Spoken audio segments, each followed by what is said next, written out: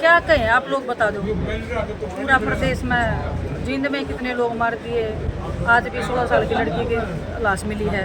हर दिन हो रहा है। हम तो खुद भुगत भोगी हैं इस चीज़ के। हम तो खुद लड़ाई लड़ते आ रहे हैं।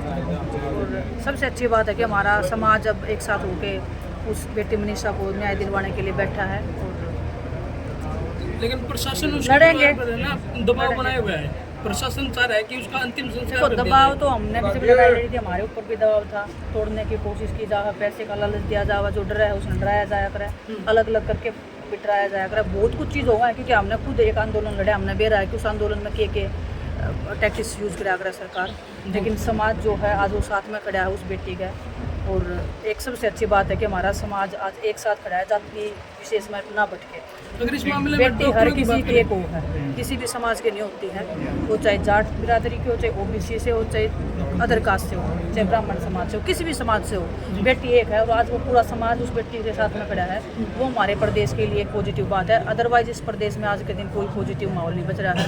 गुंडागर्दी अपने चरम पे है। हर दिन धमकियाँ मिल रही है, हर दिन गोलियाँ चल रही हैं।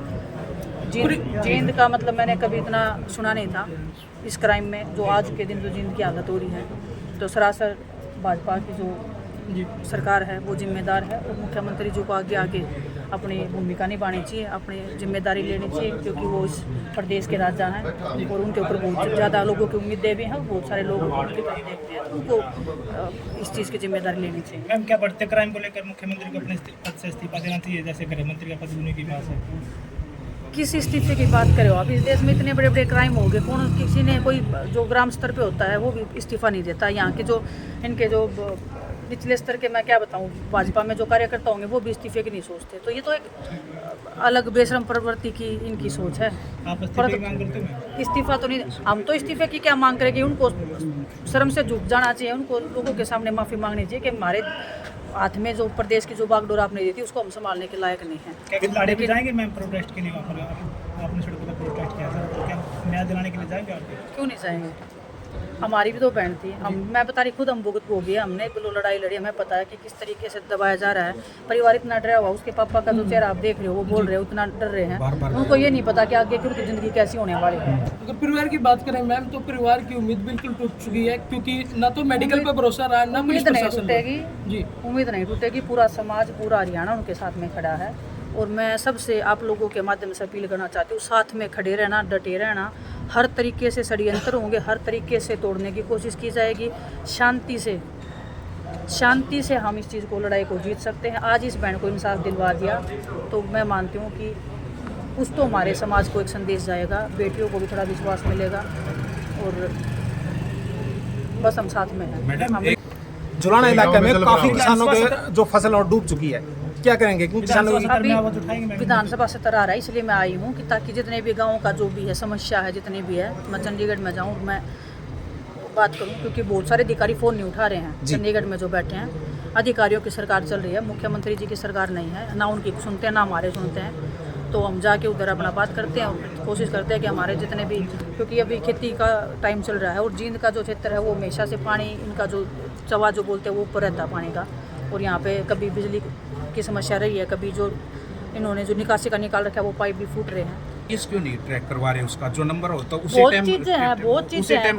कोई एक पॉइंट नहीं है, बहुत चीजें हैं। जो नॉर्मल इंसान है ना, उनको भी पता है कि कैसे इन्वेस्टिगेशन होती है। वो तो पुलिस महकमा है, CID इनके पास में है, पूरा महकमा, पूरा ऊपर से लेके केंद्र से लेके हरियाणा में इनकी सरकार है। अगर ये अभी भी न्याय नहीं दिलवा पाएंगे तो कभी अगर कोई बेटी आवाज उठाती है, किसी की जाट बेटी बना देते हैं, किसी को दूसरी समाज की बेटी बना देते हैं। ऐसे थोड़ी ना कि हर बार अपनी जिम्मेदारियों से भागेंगे कि उसकी बेटी हमें आए में क्या। बेटी पूरे समाज की होती है, उसको न्याय दिलवाने के पूरा समाज आज साथ में खड़ा है। सरकार को आज नहीं तो कल झुकना ही झुकना पड़ेगा। मैम, परिवार की दो मांगे थी, एक तो एम्स में उनका पोस्टमार्टम होना चाहिए, दूसरी मांग CBI की थी। सरकार ने दोनों तो मान तो ली मैम। कहाँ मान लिया? आपके पास लेटर आया है? नहीं, घोषणा कर दी CM ने। लेटर आया है। घोषणाएं इस देश में, इस प्रदेश में हमेशा होती आई हैं। हर महीने होती होंगी, हर दिन होती होंगी। जब लेटर आ जाएगा, जब परिवार ये बोल देगा कि हम संतुष्ट हैं, तब पूरा प्रदेश संतुष्ट होगा। और लोगों में बहुत आक्रोश है। बस मैं इतना चाहती हूँ कि कोई अनहोनी ना हो, सब लोग शांति से उस चीज़ को जीतने का कोशिश करें। राहुल गांधी जी को बड़ोले जी कह रहे हैं कि भाई इनको ज्ञान नहीं है, ये वैसे मुद्दों को भटकाते हैं जो वोट चोरी एक बार राहुल जी को बोलने से पहले खुद में देख लें तो बेटर रहेगा। चेयरमैन था, बड़ी रिश्वत के साथ पकड़ा गया, तो क्या कहेंगे आप? जुलाना जो चेयरमैन था, देखा मैंने, देखा जी।